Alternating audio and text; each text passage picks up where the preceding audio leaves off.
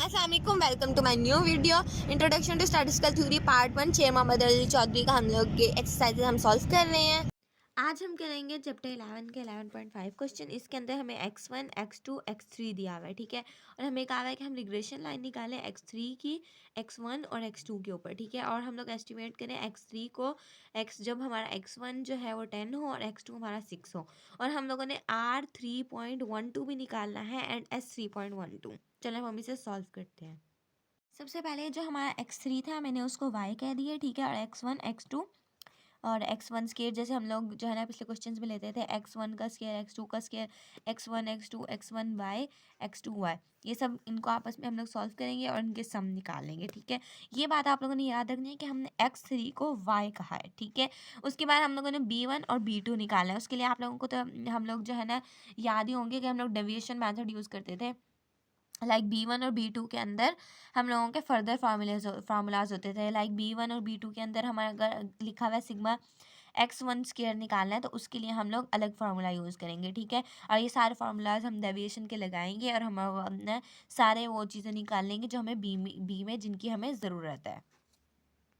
इसके बाद यहाँ पे हम लोगों का सिर्फ सिग्मा x2y रह गया था, वो निकाल लिया हम लोगों ने। बाकी हमें सिग्मा y सिग्मा x बार y सॉरी x बार 1 और x बार 2 चाहिए था, क्योंकि हम लोगों ने a भी निकालना है, ठीक है। तो हम ये भी साथ निकाल लेंगे। उसके बाद हम b1 लिखेंगे। b1 के सारा जो है ये फार्मूला इसके अंदर वैल्यूज पुट करेंगे। ये सारा तो हमने निकाल लिया ना, सिग्मा x1y x2y, ये सारा कुछ तो हम लोगों ने निकाल लिया।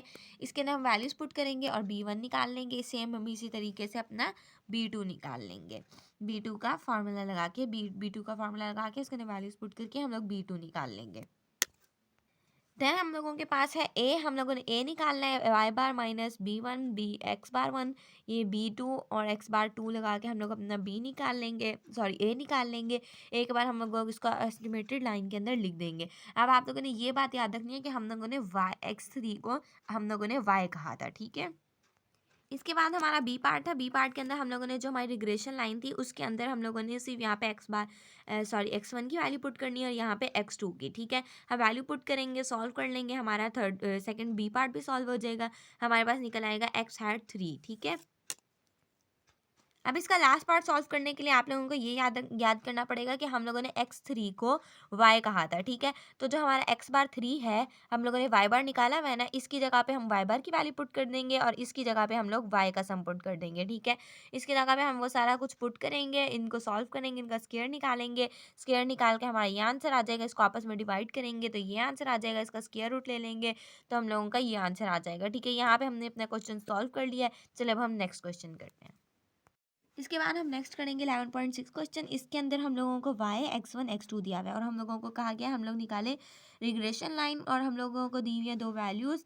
हम लोगों ने इनसे प्रिडिक्ट करनी है एवरेज लेंथ, ठीक है। और उसके बाद हम लोगों ने स्टैंडर्ड एरर भी मालूम करना है। चलिए हम इसे सॉल्व करते हैं। सेम वही तरीका है, हम लोगों को जो है ना डेविएशन निकालनी है। डेविएशन निकालने के लिए हम लोगों को ये 5 चीज़ें चाहिए होंगी, ठीक है। हम लोगों को यहाँ x1 x3 को चेंज करने की ज़रूरत नहीं है y में, क्योंकि ऑलरेडी हम लोगों को y x1 और x2 गिवन है, ठीक है। अब बस हम लोग इनको जो है ना सॉल्व मल्टीप्लाई करेंगे। मल्टीप्लाई करके हम लोग इन लोगों के निकाल लेंगे सम मैंने नेक्स्ट पेज में निकाले हुए, मैं आप लोगों को भी दिखाती हूँ। अब ये निकाल लिया मैंने सबके सम, ठीक है। उसके बाद मैंने अपने सारे जो ये हमारे पास डेविएशन के फार्मूलाज होते हैं सारे, इसके अंदर जो है ना ये सारे डेविएशन के फार्मूलाज हैं, ठीक है। इसके अंदर हम लोगों ने पुट कर देनी है वैल्यूज़, ठीक है। अब ये सारे हमारे यहाँ डेविएशन के फार्मूलाज, इसके अंदर हम लोगों ने पुट की वैल्यूज़ और हम लोग आंसर निकालते गए। उसके बाद लास्ट पे आके हम लोगों ने ऐसे करना है कि हम लोगों ने पहले अपना b1 निकाल लेना है, ठीक है। b1 का फार्मूला लिखा, उसके अंदर उसकी वैल्यूज़ पुट की, उसका आंसर निकाल लिया। देन हम लोगों ने अपना b2 निकालना है, b2 के अंदर फार्मूले के अंदर वैल्यूज़ पुट की, आंसर निकाल लिया। देन हम लोगों ने a निकालना है। a के लिए हम लोगों ने सिग्मा y बार x1 x बार 1 x बार 2 हम लोगों ने पहले ही निकाला हुआ था, ठीक है। हम उसके अंदर वैल्यूज़ पुट करेंगे। वैल्यूज़ पुट करने के बाद हमारी एस्टिमेटेड रिग्रेशन लाइन आ जाएगी, ठीक है। ये हमारा ए पार्ट जो है ना सॉल्व हो गया। देन ये हमारा है बी पार्ट। बी पार्ट के अंदर हमें x1 जो है वो 75 दिया हुआ है, x2 में 3.15 दिया हुआ है। x1 की जगह पे 75 लिखेंगे, x2 की जगह पे 3.15 लिखेंगे। इसको सॉल्व करेंगे, हमारा आंसर आ जाएगा। चलिए अब हम इसका सी पार्ट करते हैं। अब ये हमारा है सी पार्ट, इसके अंदर स्टैंडर्ड एरर के फॉर्मूले के अंदर हम लोगों ने वैल्यूज़ पुट की है, ठीक है।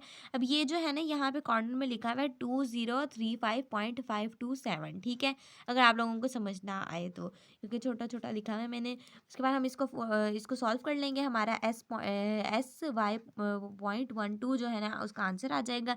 यहाँ पे हमारा 11.6 भी कंप्लीट हो गया। चलें 11.7 करते हैं। तो ये हमारा है 11.7 क्वेश्चन का ए पार्ट। इसका प्रूव मैं जो है ना बाद में करवाऊंगी, क्योंकि 2-3 प्रूव है वो मैं इकट्ठे करवा दूंगी, ठीक है।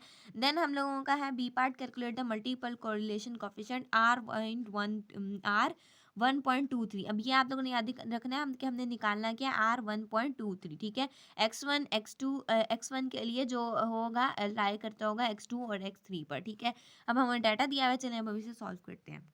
सबसे पहले तो आप R.123 स्केयर का फार्मूला देख लें। वो फार्मूला ये होता है R 1.2, ठीक है, 1.2 नहीं सॉरी, R 12 का स्केयर प्लस R 13 का स्केयर -2 R 12 R 23 R 31, और जो है ना अब नीचे आ जाता है 1 माइनस R का स्केयर 2 3, ठीक है। अब आपने निकालना है R 12 13 और जो है ना 2 3, क्योंकि R 13 और 31 एक ही होता है, ठीक है। जब R 13 निकाल लें R 31 निकाल लें, बात एक ही है। तो हमें 3 R निकाल लें। सबसे पहले अब इस जैसे डी का फॉर्मूला होता था ना, उसके अंदर भी हम डेविएशन फर्दर मालूम करते थे। इसी तरह ये है R 12 के लिए हमारे पास अलग फार्मूला है, R 23 के लिए अलग फार्मूला है, R 13 के लिए अलग फार्मूला है। चलिए पहले हम इन फार्मूलाज को निकालते हैं, उसके अंदर उनकी वैल्यूज पुट करते हैं, ठीक है। उसके बाद हम लोगों का है जो है ना हम लोगों का X1 X2 X3 हमने लिख दिया, ठीक है।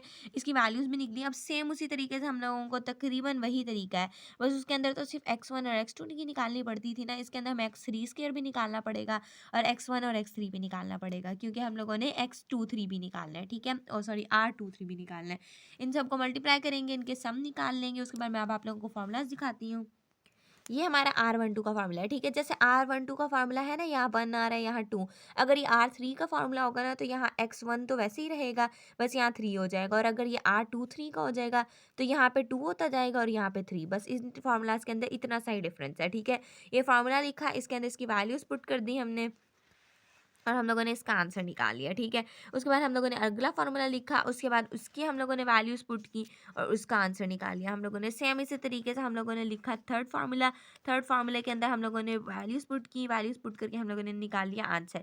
उसके बाद हम लोगों ने अपना ला के लिखा लास्ट में जो हमारा हम लोगों ने निकालना था R 1.23 का स्केयर, ठीक है, हम लोगों ने ये निकालना था।